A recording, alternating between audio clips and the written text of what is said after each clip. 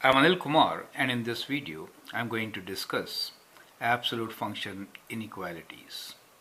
Question is, solve absolute value of 5 minus x greater than 1 and less than 8. So that is the inequality which you need to solve.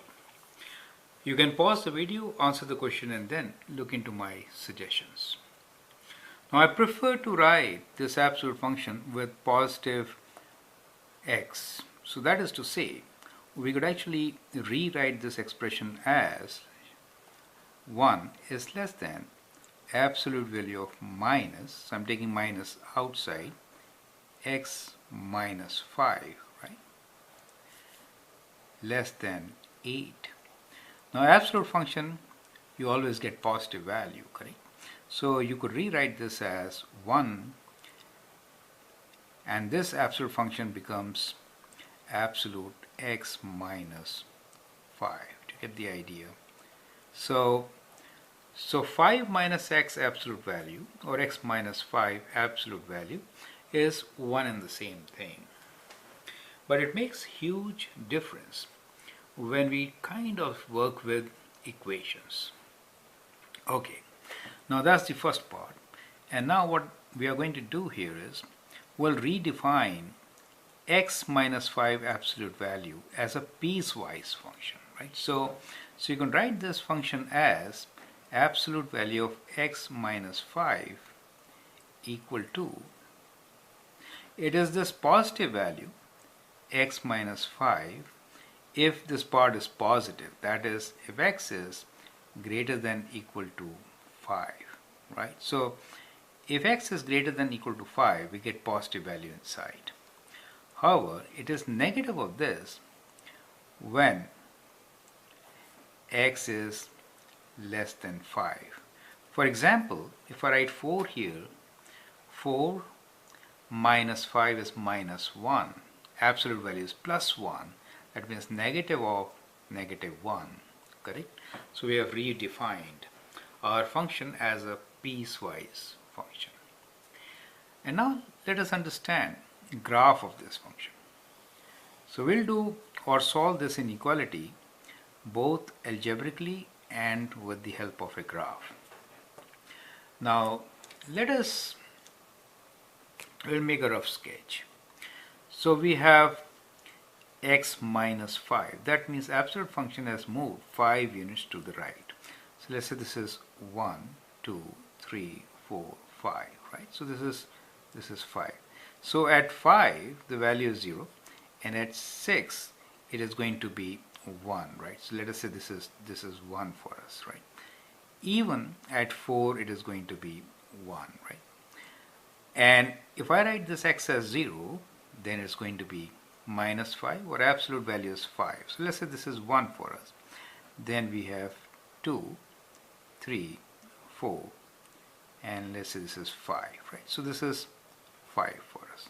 So the graph of the function is kind of like this. Is that okay? So it is kind of like this. I'm making a rough sketch here. So that is the graph. I can actually extend it further since we are looking into value which is between 1 and 8. So when I say that we are looking for solution between 1 and 8, it really means that y value is 1. That means if I draw this line here, this is 1, and this is 5, 6, 7. Let us say this is 8 for us, right? So let's say this line represents y equals to 8, okay? Let me extend it. Fine. So the solution is this absolute function is between 1 and 8. So it intersects at this point, that means here. At this point, that means there. This is for 1. And then for 8, it intersects here. So that means, let us say this value. We need to find this value. And we need to find this value. Is it okay? So the solution is these 2 points. So that is the part of solution which we are looking for, correct? So from the graph it is a very easy solution. you can see very clearly that to the right side it is 6 and this one is point is 4, right? If you are 8 units away, 5 plus 8 is 13.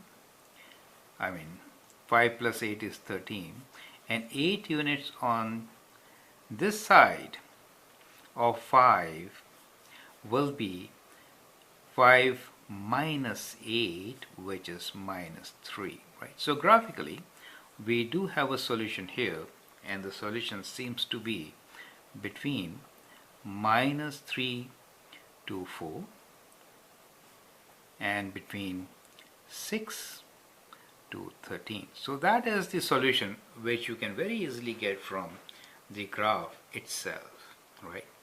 Now let us solve this question algebraically. So now I am providing you algebraic solution, right? So we'll do algebraic solution now.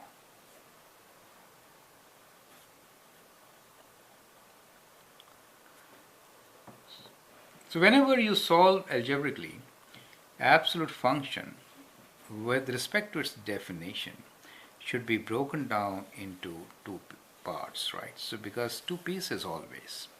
So one part of this function is when x is greater than 5. So let us say when x is greater than equal to 5, then what happens? Then absolute function is written as x minus 5.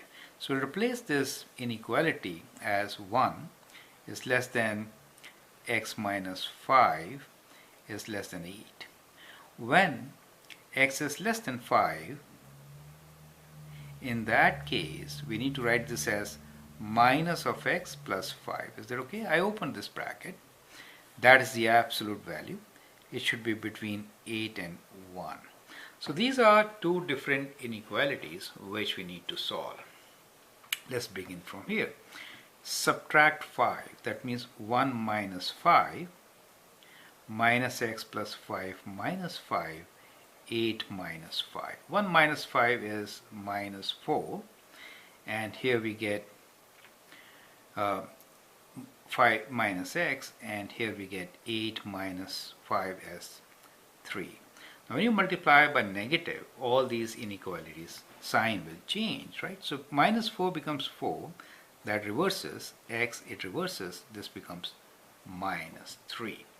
So we have solution here on a number line when you're looking for a value which is when x is less than 5. So when it is x is less than 5, in that case the solution here is when x is, the solution here is, let me write down, show the solution in a different color, between minus 3 and 4. So between this is 4 and let us say this is minus 3.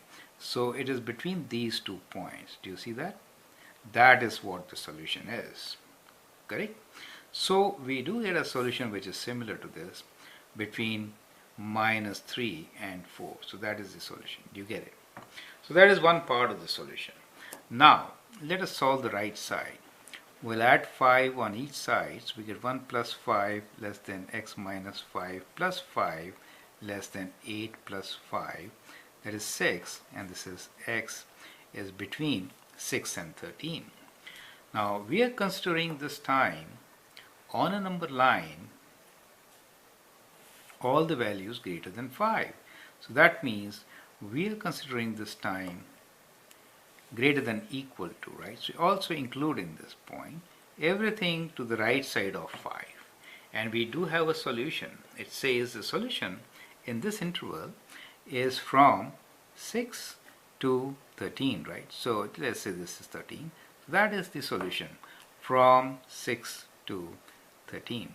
So combining these two results, we do get a solution which is our answer, and that is from minus 3 to 4 and from 6 to 13. So that becomes the solution for the given inequality as an absolute function, correct? So I hope the method is clear to you. There are a couple of things which are important to understand. One of them is I prefer to write this with positive sign. So we did all this and then we redefined our function, correct? We sketched and found the solution between 1 and 8. So we get two sets of solutions. So that is the combination of these two. Algebraically, we can solve as shown here and then find the solution. I would like you to go through this video once again and understand how we can solve absolute function inequalities using a graph or algebraic method. I hope that helps. I'm Anil Kumar. You can subscribe and share my videos. Thank you and all the best.